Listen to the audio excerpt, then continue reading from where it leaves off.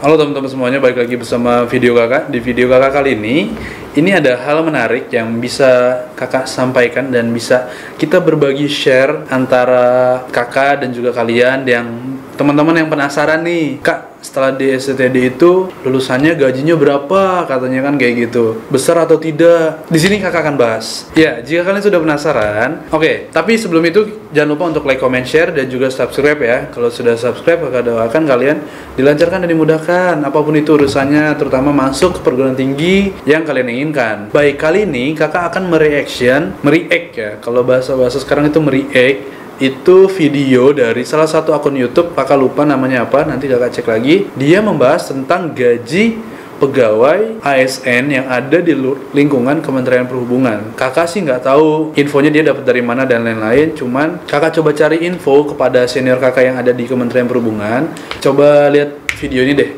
kira-kira benar nggak sih kak grade atau tunkinnya yang didapatkan seperti ini. Lalu dia menjawab, kurang lebih betul tapi kakak belum hafal dan tidak tahu grade dan tunkinnya itu seperti apa pembedanya dan lain-lain.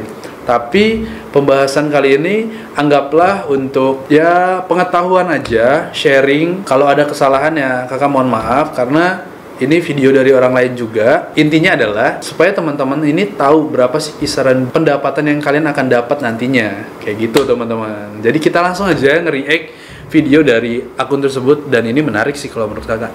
Oke, kita mulai ya. Hai, sebelum menyaksikan video ini jangan lupa subscribe dulu ya. Selamat menyaksikan.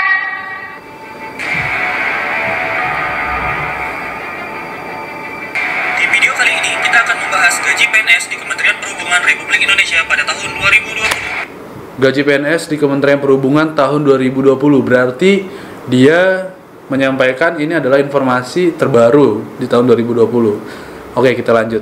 Sebelum nanti banyak komentar yang bisa kakak sampaikan. Perhubungan Republik Indonesia. Mari kita simak gaji dan pangkat pegawai Kementerian Perhubungan sebagai berikut. Wah, inovatif sih. 1. Penguji kendaraan bermotor pelaksana pemula. Syarat pendidikan untuk jabatan ini adalah SMK Teknik Otomotif. Untuk golongan 2A menggunakan pangkat 1 balok kuning seperti huruf V, dan untuk golongan 2B menggunakan pangkat 2 balok kuning seperti huruf V. Ya, jadi gini teman-teman. Di sini kalau kalian lihat ada tulisan Kemenhub dan V1. Nah, V1 itu golongan 2A ya. Golongan 2A itu lulusan dari SMA atau SMK, teman-teman. Dia mendapat golongan 2A dengan pangkat V1 dan V2. Itu V2 kurang lebih dia udah kerja 4 tahun atau 4 sampai 8 tahun lah baru bisa dapat V2, teman-teman, kalau nggak salah ya. Gajinya adalah mendapatkan gaji pokok golongan 2A masa kerja 1 tahun, status belum menikah, mendapat tunjangan fungsional pelaksana pemula, ditambah oleh tunjangan kinerja kelas jabatan 5, uang makan 22 hari kerja, dikurangi iuran wajib pegawai sehingga total gajinya sebesar 5,9 juta rupiah. Sementara untuk gaji penguji kendaraan bermotor pelaksana pemula golongan 2B berbeda di hitungan gaji. Oke, teman-teman. Jadi di sini misalkan kalian pengen tahu yang didapat dari PNS golongan 2 atau lulusan dari SMA itu mendapatkan gaji pokok golongan 2 2.200.000. Tunjangan keluarga belum ada, tunjangan beras 72.000, tunjangan fungsional 200.000, tunjangan kinerja. Nah, di sini yang paling besar adalah tunjangan kinerja, teman-teman. Bukan tunjangan pokok atau gaji pokoknya, teman-teman. Di sini tunjangannya yang besar, yaitu tunjangan kinerjanya mencapai 3 juta, teman-teman. Oke. Lalu ada juga uang makan. Nah, uang makan ini kalau nggak salah tadi 22 hari kerja, 770. Ya lumayan untuk golongan 2A. Dan dikurangi iuran wajib pegawai mencapai 200.000. Dan total yang didapat adalah 5.996.000. Kita bulatkan 6 juta, teman-teman. Itu untuk lulusan SMA. Dan gaji golongan 2B berbeda dihitung dari gaji pokoknya saja. Jadi untuk yang 2B lebih tinggi karena gaji pokoknya lebih besar, kayak gitu teman-teman. Oke, kita lanjut. Pokoknya saja. 2. Mengatur lalu lintas. Syarat pendidikan untuk jabatan ini adalah D3 LLAJ, perguruan tinggi kedinasan Kementerian Perhubungan yang memiliki program studi. Ya, di sini dia ngebahas pengatur lalu lintas. Ini pengatur lalu lintas ini Jadi gini teman-teman, di Kementerian Perhubungan itu ada beberapa matra, ada darat, laut, udara, dan juga perkereta yang pasti. Nah, dari Direktorat Jenderal tersebut itu memiliki cabang lagi banyak, ada prasarana, sarana, lalu lintas, keselamatan, SDM, bagian dirjen, dan masih banyak lagi yang perlu kalian tahu. Di lingkungan Kemenhub itu sangat luas. Nah, di sini dia sepertinya membahas terkait Dirjen Darat teman-teman, atau Direktorat Jenderal Perhubungan Darat. Nah, jadi ini khusus untuk daratnya aja sih ini, bukan yang perkeretaapian, udara maupun laut. Kalau salah mohon koreksi. Soalnya di sini jelas pengatur lalu lintas. Nah, sekolah kedinasan yang memiliki prodi tersebut pengatur lalu lintas adalah PTDI STTD. Nah, ini menarik nih kita bahas. Ini adalah Sekolah Tinggi Transportasi Darat atau STTD. Untuk golongan 2C menggunakan pangkat 3 balok kuning seperti huruf V, dan untuk golongan 2D menggunakan pangkat 4 balok kuning seperti huruf V. Hitungan gajinya adalah mendapatkan gaji pokok golongan 2C masa kerja 1 tahun, status belum menikah, mendapat tunjangan umum, ditambah oleh tunjangan kinerja plus jabatan 7, uang makan 22 hari kerja, dikurangi iuran wajib pegawai, sehingga total gajinya sebesar 7 juta rupiah. Sementara Nah, ini teman-teman, jika kalian lulusan dari STTD, terutama di sekarang yang sudah berganti nama nih jurusannya, dari manajemen transportasi lalu lintas ya. Dulu kan D3 LAJ, sekarang D3 manajemen transportasi lalu lintas. Nanti setelah lulus, selama 3 tahun kalian pendidikan, kalian akan mendapatkan pangkat seperti itu teman-teman. Jadi fee-nya ada 3. Ingat, fee-nya ada 3 dan kalian akan mendapatkan golongan 2C teman-teman. Dimana gaji pokoknya 2,3, tunjangan keluarga belum ada karena belum nikah. Nanti kalau ada beda-beda lagi hitungannya. Ada tunjangan beras masih sama, tunjangan umum, tunjangan beras per bulan 72.000, tunjangan umum 180, tunjangan kinerja lagi-lagi yang paling besar yaitu 3,9 teman. Lalu uang makan 22 hari 770, dikurangi iuran wajib pegawai 230.000. Total yang kalian dapat setiap bulannya adalah 7 juta teman-teman. Nah, bagaimana? Menurut kalian besar atau kecil? Tetapi ini hanya kisaran aja teman-teman ya. Ini hanya kisaran. Karena yang namanya kerja itu uang nggak dari gaji bulanan aja. Ada yang nanti misalkan kalian di Kementerian Perhubungan kerjanya atau di Dinas Perhubungan, kalian ada yang namanya dinas luar, rapat-rapat, kalian ada training, ada diklat, dan masih banyak lagi. Itu biasanya kalian mendapatkan uang perjalanan dinas. Nah, uang perjalanan dinas itu lumayan loh, sehari aja dikit ya, paling dikit itu mencapai ya 300.000 lah ke suatu kota yang kita tuju. Kota-kota seperti Jabodetabek itu lebih besar, kalau nggak salah mencapai 500.000 per hari loh teman-teman, 500 per hari. Belum kalian nanti ditanggung biaya makannya, biaya hotel dan lain-lain, akomodasi terutama. Nah, teman-teman semuanya, mohon maaf. Di sini kakak sedikit bercerita, bukan kakak sombong atau seperti apa. Dulu kakak bisa tahu seperti ini karena dulu kakak sempat bekerja di Kementerian Perhubungan.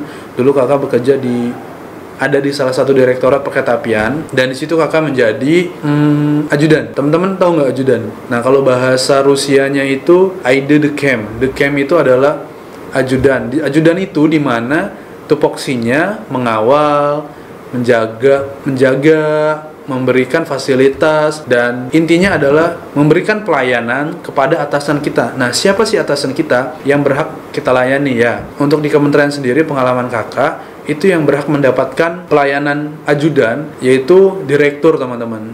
Minimal direktur. Direktur itu apa sih? Jabatannya apa? Nah, direktur itu jabatannya minimal bintang 1. Di sini jadi bintang, teman-teman.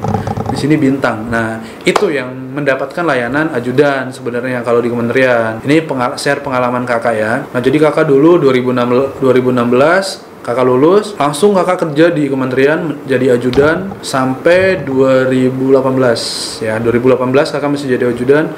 Nah, tugas kakak tuh dulu mengawal bapak, menyiapkan segala sesuatu kebutuhan bapak, memberikan rasa aman kepada bapak.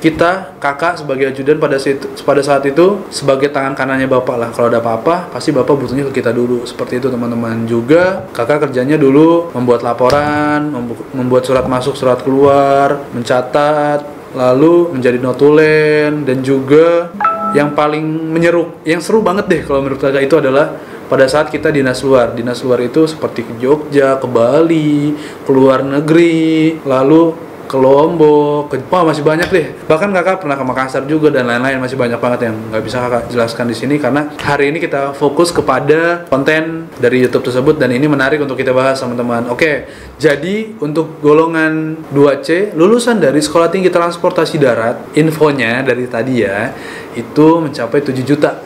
7 juta itu hanya uang bulanannya saja, belum lagi nanti misalkan ada perjalanan dinas yang kakak sampaikan tadi. Karena ada aja namanya uang-uang yang kalian dapat nantinya teman-teman, seperti itu.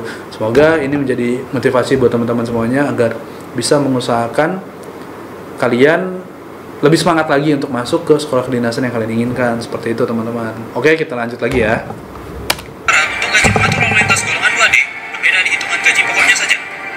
Gaji tersebut juga berlaku untuk jabatan penguji sarana perkereta apian, Nah, yaitu ini jabatan menarik Laksana. teman-teman. Di sini syarat pendidikan juga sama seperti syarat pendidikan D3 manajemen transportasi perkeretaapian yang ada di STTD juga teman-teman, ya kan? Gajinya sama 7 jutaan juga. Itu masih di luar yang lain-lain. Hitungannya gaji pokoknya aja, gaji bulanannya aja yang kalian terima. Nah, menurut teman-teman gimana? Ini kurang atau cukup untuk kalian lulusan D3? Coba kalau kalian ya kak kurang atau wah gede juga ya kayak, coba komen di bawah, kakak pengen tahu jawaban kalian itu seperti apa. Kakak penasaran banget nih. Semoga ini bisa jadi motivasi kalian untuk lebih baik lagi masuk sekolah perguruan tinggi yang kedinasan, terutama di STTD teman-teman ya. Oke, kita lanjut. Pendidikan D3 perkeretaapian, di mana perguruan tinggi kedinasan Kementerian Perhubungan yang Ya. memiliki program studi ini adalah STTD juga. STTD juga. 3. Rekayasa ahli pertama. Syarat pendidikan untuk jabatan ini adalah D4 Transportasi Darat. Perguruan tinggi kedinasan Kementerian Perhubungan yang memiliki program studi ini adalah STTD juga. Untuk golongan 3A menggunakan pangkat 1 strip warna kuning, dan untuk golongan 3B menggunakan pangkat 2 strip warna kuning. Hitungan gajinya adalah mendapatkan gaji pokok golongan 3A masa kerja 1 tahun, status belum menikah, mendapat tunjangan fungsional ahli pertama, ditambah oleh tunjangan kinerja kelas jabatan 8, uang makan 22 hari kerja, dikurangi iuran wajib pegawai, sehingga total gajinya sebesar 8,1 juta rupiah. Sementara untuk gaji rekayasa ahli pertama golongan 3B berbeda dihitungan gaji pokoknya saja. Nah, teman-teman, jelas di sini disampaikan bahwasanya lulusan dari D4 Transportasi Darat Indonesia di PTD STTD, Transportasi Darat atau Rekayasa Manajemen Transportasi Darat di PTD STTD itu mendapatkan golongan 3A atau balok 1 teman-teman. Balok 1 itu golongan 3A. Kalau baloknya ada 2, sebutannya golongan 3B. Nah, gaji pokoknya itu mencapai 2,5. Tunjangan keluarga belum ada, tunjangan beras sama, tunjangan fungsional, dan lagi-lagi yang besar di sini adalah tunjangan kinerjanya, teman-teman. Tunjangan kinerjanya mencapai 4,5. Wah, itu besar banget, teman-teman. Itu besar banget. 4,5 juta, besar. Dan uang makannya di sini lebih, jadi 814 hari, 22 hari kalau nggak salah. Iuran wajib pegawai 257.000 dan total pendapatan sebulan yaitu 8 juta. Bagaimana menurut teman-teman? Kurang atau kebanyakan? Jadi ini adalah perkiraan nanti misalkan kalian teman-teman yang lulusan D4 lulus dan bekerja di Kementerian Perhubungan, terutama seperti itu. Silahkan komen, lagi-lagi komen di bawah. Kalian daftar yang mana nih? D3 kah atau D4? Ya, jadi ada gambaran nih kan kalian. Menarik. Oke, kita lanjut. Dan ini masih kita bahas yang lulusan dari STTD aja. Belum lagi senior-senior STTD yang sudah mempunyai jabatan nih. Contoh kayak gini. Hitungan gajinya adalah mendapat gaji pokok golongan 3C masa kerja 9 tahun, status menikah dan memiliki 2 orang anak, mendapat tunjangan fungsional ahli muda, mendapat tunjangan kinerja dengan kelas jabatan 9, uang makan 22 hari kerja, dikurangi iuran wajib pegawai, sehingga total gajinya sebesar 10,1 juta rupiah. Sementara untuk gaji rekayasa ahli muda golongan 3D berbeda dihitungan gaji pokoknya saja. Nah, teman-teman, banyak banget teman-teman atau mohon maaf, banyak banget senior-senior kakak yang sekarang golongan 3C dan juga golongan 3D. Nah, golongan 3C itu dia yang ini nih balok 3 seperti itu namanya golongan 3C, dan golongan 3D itu dia yang ada melatihnya, teman-teman, itu. Dan di sini keterangannya adalah masa kerja 9 tahun, status menikah, memiliki 2 orang anak. Dan yang berbeda di sini adalah gaji pokok golongan 3C 3,1 juta, tunjangan keluarganya dapat, teman-teman, karena di situ sudah status menikah. Oh, semuanya ada deh, sorry. Tunjangan fungsional 750, tunjangan kinerja lagi-lagi yang besar 5 juta. uang makan 814.000, iuran pegawai 361.000, nggak tahu iurannya ini berapa persen, biasanya sih 2% dari hasil yang didapat. Dan total yang didapat per bulan adalah 10.187.000 rupiah. Bagaimana teman-teman? 10 juta. Gimana? Menurut kalian besar atau kecil? Dan banyak banget teman senior-senior kakak yang sudah balok 3 dan sudah melatih juga, bahkan sudah nih teman-teman yang kakak sampaikan ya, di Kementerian Perhubungan sendiri itu, ini menurut kakak pribadi adalah Kementerian Perhubungan itu seperti sekolah kedua kalian di SCTD. Paham gak maksudnya? Ya, kalian di SCTD memiliki senior, dan pada saat kalian kerja di Kementerian Perhubungan itu isinya senior-senior SCTD juga teman-teman, dan banyak banget dari alumni SCTD yang kerja di Kementerian Perhubungan. Jadi kayak kalian tuh ibaratkan kayak sekolah kedua gitu loh. Ketemu senior lagi, kayak gitu. Dan banyak banget. Ini kakak kasih tahu ya, alumni SCTD itu luar biasa teman-teman. Menurut kakak adalah kekeluargaannya paling besar dan ikatan alumninya yang paling terbesar kalau menurut kakak untuk sekolah kedinasan di Kementerian Perhubungan. Luar biasa banget kalau menurut kakak. Bahkan alumni kita tuh ya banyak teman-teman, udah banyak banget. Karena nih tahun ini aja, yang tahun 2020 ini kalian misalkan masuk SCTD, sebutannya kalian udah masuk ke angkatan 42, kakak angkatan 35. Jadi kita beda jauh nih, 7 tahunan nih kalau nggak salah. Kita beda 7 tahunan. Lalu di Kementerian Perhubungan sendiri, senior-senior kita udah ada yang melatih udah bintang 2, bintang 3 udah ada juga. Udah jadi dirjen, udah jadi staf ahli, semuanya penjabat semua yang pasti kayak gitu. Jadi ya itu luar biasa kan. Jadi kalian punya kebanggaan sendiri bahwasannya, wah, bapak itu, kakak itu adalah senior kita dari alumni SCTD. Jadi banyak banget dan ikatannya sangat kuat teman-teman kayak gitu. Oke, kita lanjut ya. Masih sama di sini, pembedanya adalah golongannya teman-teman ya. 5. Rekayasa ahli media. Rekayasa ahli media. Menggunakan pangkat 2 melati warna kuning. Untuk golongan 4B menggunakan pangkat 3 melati warna kuning. Dan untuk golongan 4C menggunakan pangkat 1 bintang segi 8 warna emas. Oke, lanjut. Hitungan gajinya adalah gaji pokok untuk golongan 4A dengan masa kerja 17 tahun, status menikah dan memiliki 2 orang anak, mendapat tunjangan fungsional ahli media, mendapat tunjangan kinerja dengan kelas jabatan 11, uang makan 22 hari kerja, dikurangi iuran wajib pegawai, maka total gaji per bulan sebesar 15,1 juta rupiah. Nah, ini teman-teman menarik. Di sini ada bintang 1 yaitu golongan 4C. Nah, gimana caranya kita mau ke bintang? Nah, dari bintang itu kita harus menempuh melatih 1 dulu, melatih 2 dulu, melatih 3 dulu. Nah, melatih 3 ini adalah golongan 4B. Setelah kita melatih 4, baru kita bisa menginjak yang namanya, memakai bintang. Nah, itu udah luar biasa. Di sini untuk golongan 4A aja gajinya 15 juta teman-teman. Gimana yang 14, yang 4B? Bagaimana lagi yang 4C? Itu luar biasa, pasti besar kan? Coba pendapat kalian seperti apa? Komentar di bawah. Makanya luar biasa banget kan kalau kalian sekolah di SCTD atau di sekolah Kementerian Perhubungan lainnya kayak gitu. Oke, kita lanjut. Sementara untuk gaji rekayasa ahli media golongan 4B dan 4C berbeda di hitungan gaji pokoknya saja.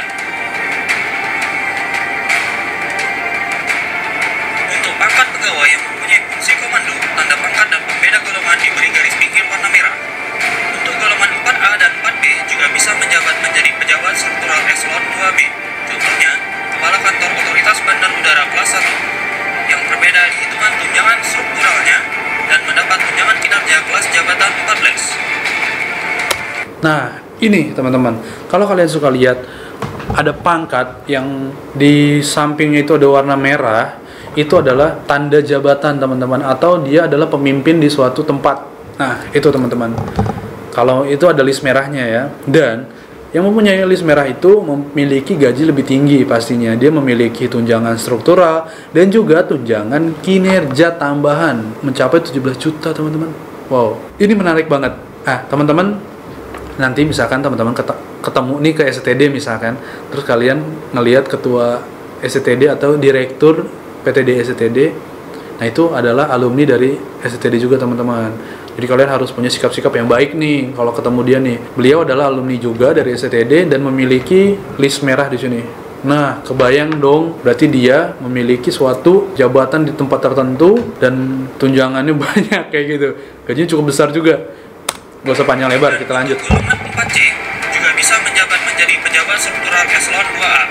Contohnya, Direktur Lalu Lintas Jalan, Direktorat Jenderal Perhubungan Darat, atau jabatan Kepala Kantor Otoritas Pelabuhan. Oh iya, kakak lupa.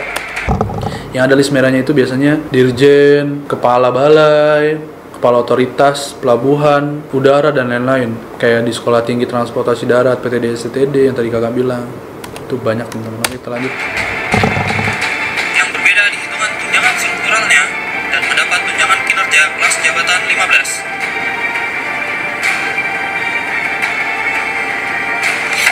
6. Rekayasa ahli utama. Untuk golongan 4D menggunakan pangkat 2 bintang segi 8 warna emas, dan untuk golongan 4E menggunakan pangkat 3 bintang segi 8 warna emas. Hitungan gajinya adalah gaji pokok untuk golongan 4D dengan masa kerja 29 tahun, status menikah dan memiliki 2 orang anak. Mendapat tunjangan fungsional ahli utama. Mendapat tunjangan kinerja dengan kelas jabatan 13. Uang makan 22 hari kerja, dikurangi iuran wajib pegawai, maka total gaji per bulan sebesar 18,9 juta rupiah. Sementara untuk gaji rekayasa ahli utama golongan 4E berbeda di hitungan gaji pokoknya saja. Untuk pangkat pegawai yang mempunyai fungsi komando, tanda pangkat dan pembeda golongan diberi garis pinggir warna merah. Dan menjadi pejabat struktural di hitungan tunjangan strukturalnya dan mendapat tunjangan kinerja kelas.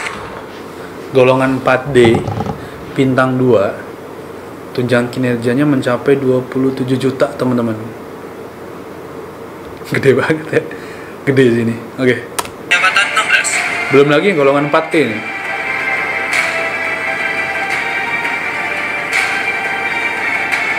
Dan untuk golongan 4E juga bisa menjabat menjadi pejabat struktural eselon 1A.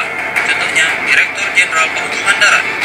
Yang berbeda di hitungan tunjangan strukturalnya dan mendapat tunjangan kinerja kelas jabatan 17. Kelas jabatan 17 mendapat tunjangan kinerja 3,33 juta 240. Wow, besar. Oke, lanjut.